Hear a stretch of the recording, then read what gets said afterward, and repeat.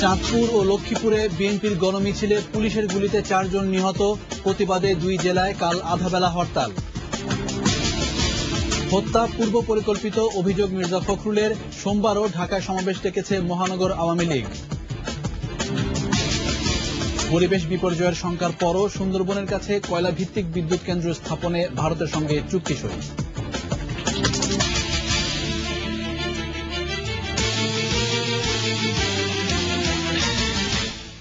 আসসালামু আলাইকুম, জাবের হোসেন আমন্ত্রণ জানাচ্ছি রাত 9টার 21 সংবাদে। মিশন গ্রুপ, দেশ গড়ার অংশীদার। চাঁদপুর ও লক্ষ্মীপুরে বিএনপির গণমিছিলে পুলিশের গুলিতে মারা গেছে 4 জন। এছাড়া দেশের বিভিন্ন স্থানে বিএনপি নেতাকর্মীদের সঙ্গে পুলিশের ব্যাপক সংঘর্ষ হয়, এতে আহত 300-রও বেশি। এসবের প্রতিবাদে কাল চাঁদপুর লক্ষ্মীপুরে আধাবেলা হরতাল ডেকেছে বিএনপি। প্রতিনিধিদের রিপোর্ট জানাচ্ছেন রঞ্জক রিজভী।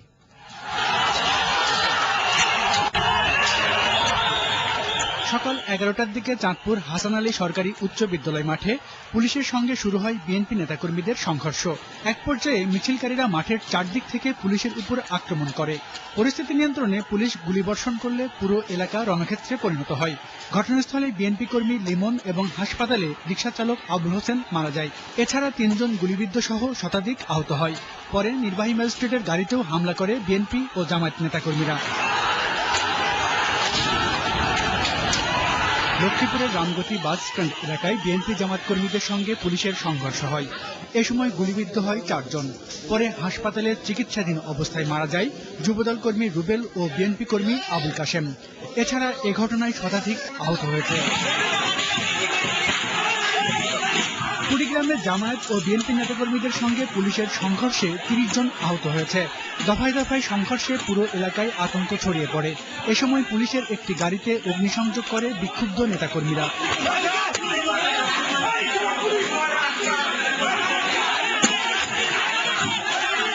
বরগুনায় পুলিশের সঙ্গে বিএনপি নেতাকর্মীদের ধাওয়া পাল্টানো হয়, 15 পুলিশ সহ অর্ধশতাধিক আহত হয়েছে।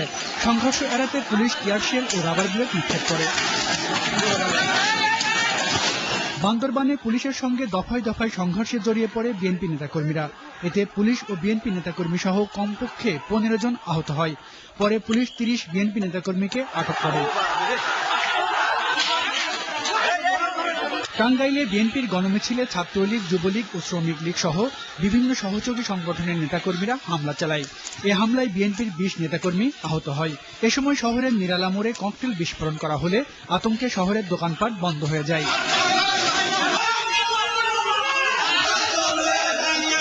কিশোরগঞ্জে বিএনপি নেতাকর্মীদের সঙ্গে পুলিশের তুমুল সংঘর্ষ হয়েছে। এ সময় 22 পুলিশ ও 4 সাংবাদিক সহ অর্ধশতাধিক আহত হয়। পরিস্থিতি নিয়ন্ত্রণে পুলিশ গুলিবর্ষণ সহ টিয়ারশেল ও রাবার বুলেট নিক্ষেপ করে।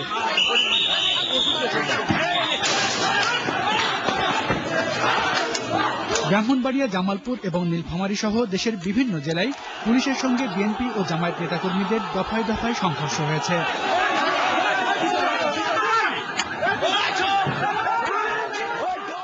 Desk report, 21 television.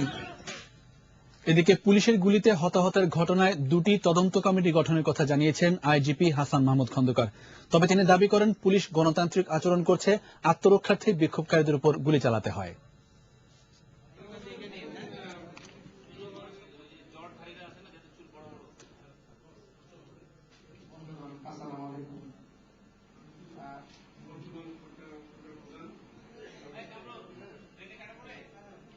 তিনজন প্রাণহানির খবর আমি নিজেও পেয়েছি। একইভাবে আমাদের কিন্তু বেশ কিছু সংখ্যক পুলিশের সদস্য কিন্তু আহত হয়েছে। ইতিমধ্যে আমরা তদন্ত কমিটি করে দিয়েছি, সেখানে এটা তদন্ত হচ্ছে। তদন্তে যেটা আসবে সেই মোতাবেক আমরা ব্যবস্থা গ্রহণ করব। এই সরকার গণতান্ত্রিক সরকার এবং গণতান্ত্রিক আদর্শে উদ্বুদ্ধ হয়ে কিন্তু আমরা কাজ করছি, সেই গণতান্ত্রিক নির্দেশনাও আমরা পাচ্ছি। গণমিছিলে পরিকল্পিতভাবে গুলি করে সরকার নেতাকর্মীদের হত্যা করেছে বলে অভিযোগ করলেন বিএনপির ভারপ্রাপ্ত মহাসচিব মির্জা ফখরুল ইসলাম আলমগীর। এছাড়া খালেদা জিয়ার নেতৃত্বে রাজধানীতে আগামীকাল গণমিছিল কর্মসূচি পালন করার ঘোষণা দেন তিনি। একই সঙ্গে গণতন্ত্রের প্রতি শ্রদ্ধা দেখিয়ে আওয়ামী লীগের কর্মসূচি প্রত্যাহারের আহ্বান জানান মির্জা ফখরুল ইসলাম। জসিম জুয়েলের রিপোর্ট। সারা দেশে গণমিছিলে পুলিশের হামলার প্রতিবাদে পল্টনে দলীয় কার্যালয়ে জরুরি সংবাদ সম্মেলন ডাকে বিএনপি। এতে ভারপ্রাপ্ত মহাসচিব অভিযোগ করেন, সরকার গণতন্ত্রকে হত্যা করতে সুপরিকল্পিতভাবে বিএনপির মিছিলে হামলা চালিয়েছে। একই সঙ্গে সোমবারের কর্মসূচি শান্তিপূর্ণভাবে পালন করা হবে বলেও জানান তিনি। এই গণমিছিলের সরকারি দলের হামলা অত্যন্ত সুপরিকল্পিত। তারা এই শান্তিপূর্ণ নিয়মতান্ত্রিক গণতান্ত্রিক কর্মসূচিকে বাধা দিয়ে গোটা দেশে তারা একটা নৈরাজ্য সৃষ্টি করছে। যে দলটি গণতন্ত্রের কথা বলে তারা গণতন্ত্রের কোন রকম নিয়ম কানুন রীতিনীতি না মেনে আজকে আবার এই দলটি আগামীকাল 3টার সময় আবার তাদের একটি সভা আহ্বান করেছে। অত্যন্ত শান্তিপূর্ণভাবে আমাদের এই গণমিছিল আমরা অনুষ্ঠান করতে চাই এবং সরকারকে আমরা গতকালও বলেছি, আজকেও বলেছি যে শান্তিপূর্ণ মিছিল অনুষ্ঠানের ক্ষেত্রে তারা সহযোগিতা করবেন। বিরোধী দলীয় নেত্রী দেশনেত্রী খালেদা জিয়া এই মিছিলে নেতৃত্ব দিবেন। মির্জা ফখরুল বলেন, বিভিন্ন জেলায় 144 ধারা জারি না থাকলেও পুলিশ তাদের নেতাকর্মীদের মিছিলে হামলা চালায়। তিনি আশা প্রকাশ করেন, সরকারের শুভবুদ্ধির উদয় হলে পরবর্তী কর্মসূচিতে আর কোনো নিষেধাজ্ঞা জারি করবে না। আজকে দেশব্যাপী গণমিছিলের কর্মসূচিতে পুলিশরা এবং ক্ষমতাসীন সন্ত্রাসীরা নির্মম পৈশাচিক আক্রমণ করে 3 জনকে হত্যা করেছে, 1175 জনের মতো নেতাকর্মীকে আহত করেছে এবং এর মধ্যে 370 জন দেশের বিভিন্ন হাসপাতালে আশঙ্কাজনক অবস্থায় চিকিৎসাধীন আছে। প্রায় 1234 জন নেতাকর্মীকে ঢাকা সহ সারা দেশে গণগ্রেফতার করা হয়েছে। আমরা অবিলম্বে গ্রেফতারকৃতদের মুক্তি দাবি করছি। তবে পুলিশের বাধা সত্ত্বেও দেশের প্রায় সব জেলায় গণমিছিল কর্মসূচি পালিত হয়েছে বলেও জানান তিনি। এই সরকারি দলের জসিম জুয়েল, 21 টেলিভিশন, ঢাকা। এদিকে বিএনপি নেতারা দাবি করছেন, বেশ কিছু শর্তে কাল গণমিছিলের অনুমতি দিয়েছে ঢাকা মেট্রোপলিটন পুলিশ, তবে তা অস্বীকার করেছে ডিএমপি। আওয়ামী লীগও তাদের কর্মসূচি একদিন পিছিয়ে দিয়েছে। সোমবার বঙ্গবন্ধু এভিনিউয়ে দলীয় কার্যালয়ের সামনে শান্তিপূর্ণ সমাবেশ করবে ঢাকা মহানগর আওয়ামী লীগ। রোববার সংবাদ সম্মেলনে এই ঘোষণা দেওয়া হয়। এছাড়া 31 জানুয়ারি রাজধানীতে কর্মী সভা ও বিক্ষোভ মিছিল করবে দলটি। এদিকে যুদ্ধাপরাধের বিচার দ্রুত শেষ করার দাবিতে 7 ফেব্রুয়ারি রাজধানীতে মানববন্ধনের ঘোষণা দিয়েছে 14 দল। মফিউর রহমানের সহায়তায় সারোয়ার সুমনের রিপোর্ট। রোববার বিএনপি ও আওয়ামী লীগের পাল্টাপাল্টি কর্মসূচিতে সংঘাতের আশঙ্কায় রাজধানীতে সব ধরনের মিছিল সমাবেশ নিষিদ্ধ করে ঢাকা মেট্রোপলিটন পুলিশ। এরই পরিপ্রেক্ষিতে আগামী দিনের কর্মসূচির ঘোষণা দিতে সংবাদ সম্মেলন করে ঢাকা মহানগর আওয়ামী লীগ। 30 তারিখ বেলা 3টায় দলীয় কার্যালয়ের সামনে আমরা সমাবেশ শান্তিপূর্ণ হবে। দ্বিতীয়ত আরেকটি কর্মসূচি আমরা পাশাপাশি রাখতে চাই, যেহেতু আমাদের ধারাবাহিক কর্মসূচি বলতে আমাদের 31 জানুয়ারি বেলা 3টায় প্রতিটি ওয়ার্ড ইউনিয়নে থানায় আমরা কর্মী সভা এবং বিক্ষোভ মিছিল করব। এদিকে আওয়ামী লীগ সভাপতির ধানমন্ডির কার্যালয়ে বৈঠক করেন 14 দলের নেতারা। বৈঠক শেষে আওয়ামী লীগের সাধারণ সম্পাদক সৈয়দ আশরাফুল ইসলাম জানান, যুদ্ধাপরাধীদের বিচার বানচাল করতে দেশে বিদেশে নানা ষড়যন্ত্র চলছে। একটা অশুভ শক্তি যুদ্ধাপরাধীদেরকে বিচার বানচাল করার জন্য এবং দেশে এবং বিদেশে ষড়যন্ত্র করে যাচ্ছে। তাকে মোকাবেলা করার জন্য ঢাকায় মানববন্ধন 14 দলের উদ্যোগে অনুষ্ঠিত হবে 7 ফেব্রুয়ারি এবং সেখানে 14 দল ঢাকার এক প্রান্ত থেকে অপর প্রান্ত পর্যন্ত মানববন্ধন কর্মসূচি পালন করবে। এছাড়া সাম্প্রতিক সেনা অভ্যুত্থানের ষড়যন্ত্র নস্যাৎ করে দেয়ায় সেনাবাহিনীকে ধন্যবাদ জানান তিনি। সারোয়ার সুমন, 21 টেলিভিশন, ঢাকা। সুন্দরবনের কাছে বাগেরহাটের রামপালে কয়লা ভিত্তিক বিদ্যুৎ কেন্দ্র থেকে 2015 সালের মধ্যে জাতীয় গ্রিডে বিদ্যুৎ সরবরাহের ব্যাপারে আশাবাদী পিডিবি।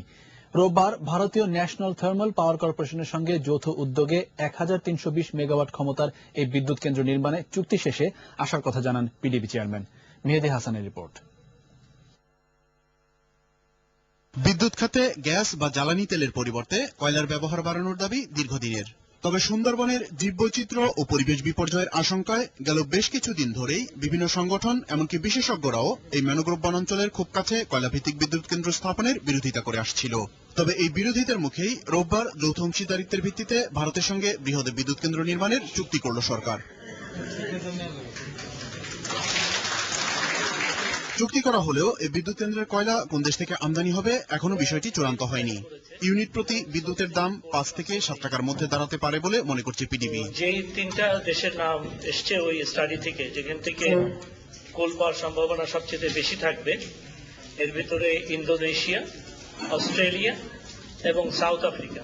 এই মুহূর্তে যেসব অ্যাজাম্পশনের ভিত্তিতে করা হয়েছে, কয়লার দাম বা ইকুইপমেন্টের কস্ট কেমন হতে পারে ইত্যাদির ভিত্তিতে আমি একটু বলি, সেটাতে রেঞ্জটা এরকম রাফলি যে 5 টাকার থেকে 6.5 টাকা 7 টাকা পর্যন্ত যেতে পারে। এদিকে যৌথ উদ্যোগে নির্মাণ হতে যাওয়া এই বিদ্যুৎ কেন্দ্রের ব্যাপারে যথেষ্ট আশাবাদী অনুষ্ঠানের প্রধান অতিথি অর্থমন্ত্রী। The least cost solution to the problem of power, and since power is capacity to work, we have to find ways of making compromises. In Bangladesh, in 2016, we won a power plant, 1320 megawatt. It would be the largest, largest. Now Ashok is the largest, very small one, yes. Largest plant, which will be also friendly to the environment we hope. Well, we have miles to go and battles to fight. We still have some people who are objecting to having coal plants at all. And they are objecting again that it's a coal plant so near Sundarbans. বৃহৎ এই বিদ্যুৎ প্রকল্পের 30% অর্থায়ন করবে PDB ও NTPC. প্রকল্পের বাকি 70%ই হবে bank ঋণে। মেহেদী হাসান, একুশে টেলিভিশন, ঢাকা।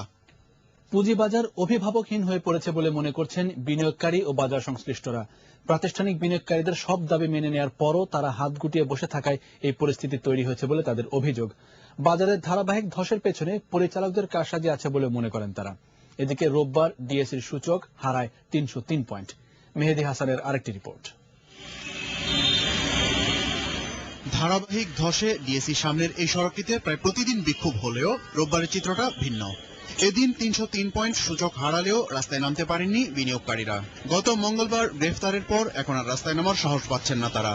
বাজার অভিভাবকহীন হয়ে পড়েছে বলেও অভিযোগ তাদের। আমরা 33 লক্ষ লোক বিনিয়োগ করতে আইসিয়া সর্বশান্ত হয়ে গেলাম, কিন্তু সরকারের ব্যর্থতার কারণে আমরা এই ব্যর্থতার দায়ভার নিয়ে কেউ পদত্যাগ করে নেই। আমাদের 24 তারিখের উপরে পুলিশ দ্বারা আমাদের উপরে যে অসহনীয় নির্যাতন চালাইছে, এদেশে যে কেউ সরকার আছে না আছে কেউ বলতে পারবে না। পাবলিক তো এখন আশায় অনেকদিন যাবত কয়েক বছর অপেক্ষা করতেছে, তো এখন ইকুইটি মানুষের এখন ফসল চলে গেলে আমরা ব্যবসা করতে পারবো না। অনেকটা একই সুরে কথা বলছেন পুঁজিবাজার নেতারাও। সরকার সব দাবি দাওয়া মেনে নেওয়ার পরও প্রাতিষ্ঠানিক বিনিয়োগকারীরা কেন সক্রিয় হয়নি সে প্রশ্নও তাদের। প্রণোদনা প্যাকেজগুলি যখন হচ্ছিল তখন অনেক মহারথীরা অনেক বড় বড় কথা কইছিল যে আমি 5,000 কোটি টাকার বাংলাদেশ ফান্ড, 5,000 কোটি টাকা ওই যে ব্যাংকার অ্যাসোসিয়েশনদের ফান্ড, এইসব কথা মনে আছে। মিউচুয়াল ফান্ডের রেগুলেশন চেঞ্জ হয়েছে, মার্চেন্ট ব্যাংকগুলো অ্যাক্টিভেট হবে, এইসব কথাবার্তা হয়েছে না। আজকে বাজারে কি দেখতে পান? কেউ আছে? কেউ বাজারে কোনো সাপোর্ট দিচ্ছে? কেউ আগে আসছে? ধারাবাহিক এ ধসের পেছনে পরিচালক গোষ্ঠীর কারসাজিও বড় ভূমিকা রেখেছে বলে মনে করছেন এই পুঁজিবাজার বিশ্লেষক। এই আর্থিক প্রতিষ্ঠানগুলো চালায় কারা? পরিচালকরা। ওনাদের হাতে কোনো শেয়ার নাই। তারা তো যত কম দামে পারবে শেয়ার কেনার জন্য তারা এখন আসবে, আরো কমুক তারা চাচ্ছে। বাজার স্থিতিশীল করতে নিয়ন্ত্রক সংস্থাগুলোর মনিটর জোরদার করার দাবিও জানিয়েছেন বাজার সংশ্লিষ্টরা। মেহেদী হাসান, একুশে টেলিভিশন, ঢাকা। নতুন নির্বাচন কমিশন গঠনে সার্চ কমিটিতে আরো 2 দিন নাম পাঠাতে পারবে রাজনৈতিক দলগুলো। কমিটির সদস্য মহাহিসাব নিরীক্ষক আহমেদ আতাউল হাকিম একথা জানিয়েছেন। বিকেলে কমিটির প্রধান ও সুপ্রিম কোর্টের আপিল বিভাগের বিচারপতি সৈয়দ মাহমুদ হোসেনের কার্যালয়ে বৈঠকে এই সিদ্ধান্ত হয়। তিনি বলেন, যেসব রাজনৈতিক দল এখনো কমিটির কাছে নাম জমা দিতে পারেনি তারা এই বর্ধিত সময়ের মধ্যে তা দিতে পারবে। গেল 22 জানুয়ারি নতুন নির্বাচন কমিশন গঠনে 4 সদস্যের অনুসন্ধান কমিটি গঠন করেন রাষ্ট্রপতি জিল্লুর রহমান। এদিকে আওয়ামী লীগের সংসদীয় দলের সভা শেষে সংবাদ সম্মেলনে জানানো হয়, নির্বাচন কমিশন পুনর্গঠনে 14 দলের সঙ্গে আলোচনা করে নাম জমা দেওয়া হবে। এসএসসি দাখিল ও সমমানের পরীক্ষা চলার সময় সব রাজনৈতিক দলের প্রতি দায়িত্বশীল আচরণের অনুরোধ জানিয়েছেন শিক্ষামন্ত্রী নুরুল ইসলাম নাহিদ। এবারের এসএসসি সহ সমমানের পরীক্ষা শুরু হচ্ছে 1 ফেব্রুয়ারি, শেষ হবে 4 মার্চ। পরীক্ষার্থীর সংখ্যা 14,20,057। বাংলা দ্বিতীয় পত্র, ইংরেজি প্রথম এবং ইংরেজি দ্বিতীয় পত্র ছাড়া সব পরীক্ষা হবে সৃজনশীল প্রশ্নপত্রে। প্রতিবারের মতো এবারও প্রতিবন্ধী শিক্ষার্থীদের জন্য থাকছে অতিরিক্ত 20 মিনিট সময়। এছাড়া বিদেশের 7টি কেন্দ্রে এই পরীক্ষা হবে। এবার পদ্মা ইসলামী লাইফ ইন্স্যুরেন্স বাণিজ্য সংবাদ।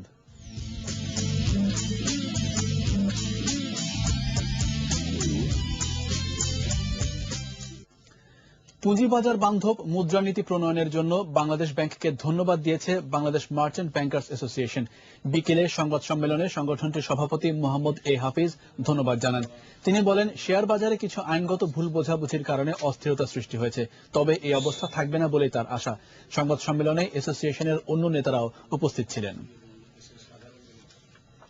এবার মডার্ন ডায়াগনস্টিক সেন্টার আন্তর্জাতিক সংবাদ।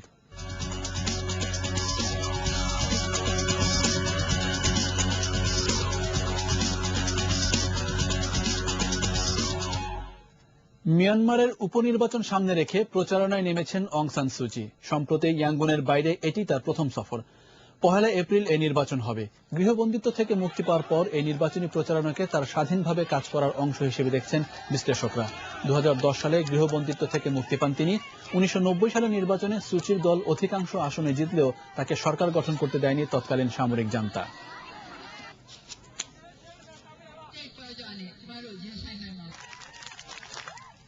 খেলার খবর। জমকালো অনুষ্ঠানের মধ্য দিয়ে বিপিএল এ নিজেদের লোগো উন্মোচন করল সিলেট রয়্যালস ও খুলনা টাইগার্স। রাজধানীর একটি হোটেলে 10 ফেব্রুয়ারি থেকে শুরু হতে যাওয়া এই টুর্নামেন্টে ভালো করার প্রত্যয় ব্যক্ত করেছে দুই দলই। অনেকটা ব্যতিক্রম ধরনের আয়োজনে এ প্রথম পুরো দলকে একসাথে নিয়ে লোগো উন্মোচন করে নিজেদের শক্তি জানান দিল সিলেট রয়্যালস। সন্ধ্যায় আয়োজিত এই লোগো উন্মোচন অনুষ্ঠানে খেলোয়াড় ছাড়াও উপস্থিত ছিলেন সিলেটের অর্থমন্ত্রী আবুল মাল আব্দুল মুহিত ও সিলেটের মেয়র বদরুদ্দিন কামরান। অপর দল খুলনা টাইগার্স টুর্নামেন্টে ব্যাট বলে নৈপুণ্য দিয়ে বিপিএল ট্রফি জিতবে এমনটা আশা করলেন দলটির কর্মকর্তারা। শেষ করছি রাত 9টার 21 সংবাদ। যাবার আগে শিরোনামগুলো আরো একবার। চাঁদপুর ও লক্ষ্মীপুরে বিএনপির গণমিছিলে পুলিশের গুলিতে 4 জন নিহত, প্রতিবাদে 2 জেলায় কাল আধাবেলা হরতাল। হত্যা পূর্ব পরিকল্পিত, অভিযোগ মির্জা ফখরুলের, সোমবারও ঢাকায় সমাবেশ ডেকেছে মহানগর আওয়ামী লীগ।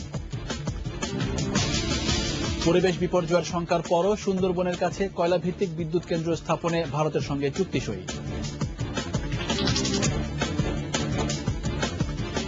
দর্শক, 21 টেলিভিশনের সর্বশেষ খবর জানতে যে কোনো মোবাইল থেকে ডায়াল করুন 2021 নম্বরে আর লগ ইন করুন www.21tv.com এই ওয়েবসাইটে।